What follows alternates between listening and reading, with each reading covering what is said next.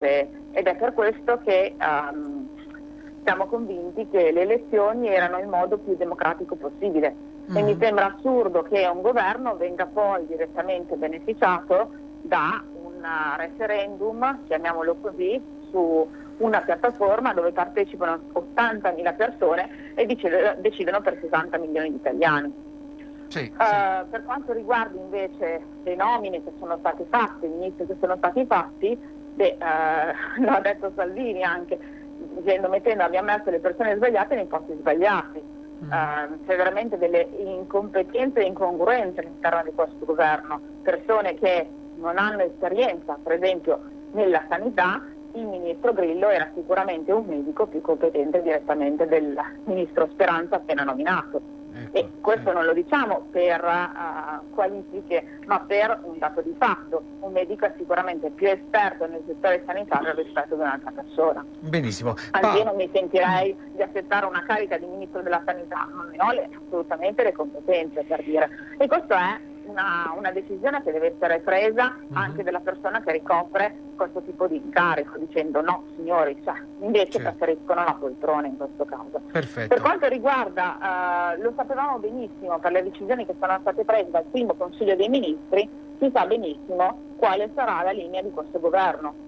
Non è la lotta all'immigrazione clandestina, bensì porti aperti, facciamoli venire tutti a casa nostra. Certo. Purtroppo di questo l'Italia non ne ha bisogno, ma non per una questione razzista, anzi vengano gli immigrati regolari, come è successo nel momento in cui c'è stata la crisi e gli sbarchi di tutte le persone albanesi e rumene. Sono persone onestissime che hanno creato una famiglia, che hanno creato delle attività nel nostro paese, pagano regolarmente le tasse, sono le prime che dicono non accettiamo invece questi immigrati regolari che vengono, pretendono di essere assistiti, non pagano le tasse e poi soprattutto spacciano, alimentano la mafia, abbiamo i problemi di capolarato, abbiamo problemi di lavoro in nero che vanno ad aumentare sicuramente i problemi degli italiani e non vanno invece ad aiutare questo paese che nulla ha a che fare con questo tipo di problemi, ne ha già ben altri da risolvere. Non vogliamo accrescere quello che è invece la problematica interna. Perfetto, allora Paolo, è la prima volta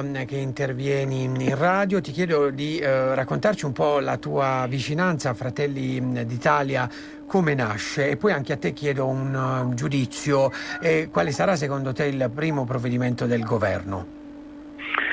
Allora, io faccio politica da molti anni, ma come amministratore pubblico, perché ho fatto il sindaco e il vice sindaco di un bellissimo comune che è Leonessa in provincia di Rieti.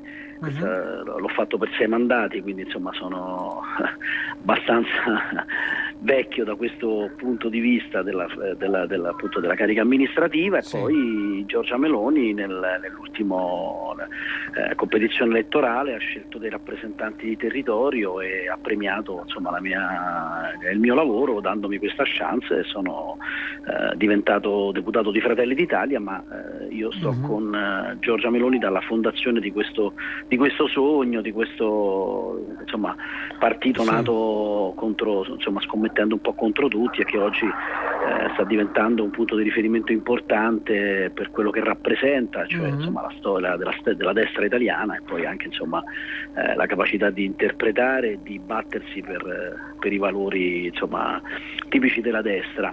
Che dire di questo governo? Ma io credo che ne sentiamo molte e devo dire che a me colpiscono 2 fatti in particolare. Il primo, che questo credo che sia la prima volta nella storia della Repubblica Italiana che c'è un governo che non piace a nessuno.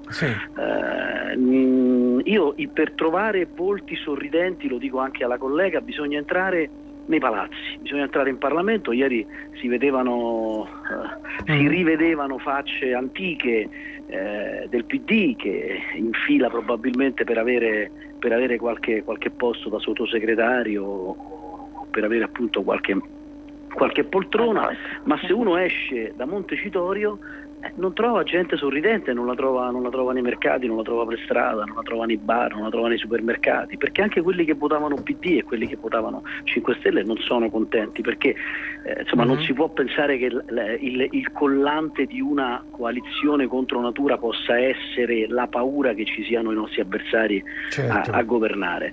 E questo credo che sia un fatto politico importante. L'altro è che che mi piace sottolineare è che sono stati riscoperti, rispolverati quei personaggi che la sinistra ha tenuto negli ultimi 2 anni nascosti, perché sa perfettamente che avrebbero contribuito a perdere voti, perché è strano che nei talk show, nei social, in pubblico e anche in Parlamento non si siano mai sentiti Gentiloni, Franceschini, Renzi, è perché nella società odierna della comunicazione sono stati messi da parte dagli stessi del PD proprio per evitare l'ulteriore crollo del proprio partito.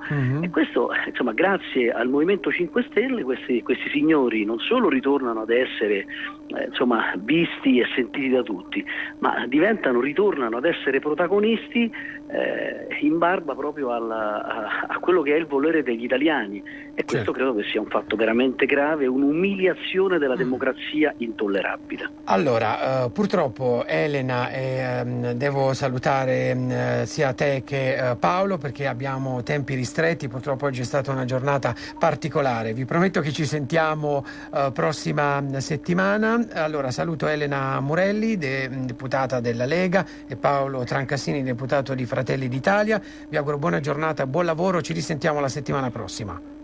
Buona giornata a tutti e alla prossima settimana. Grazie mille a Elena e grazie mille a Paolo. Buona giornata a tutti, ci risentiamo lunedì.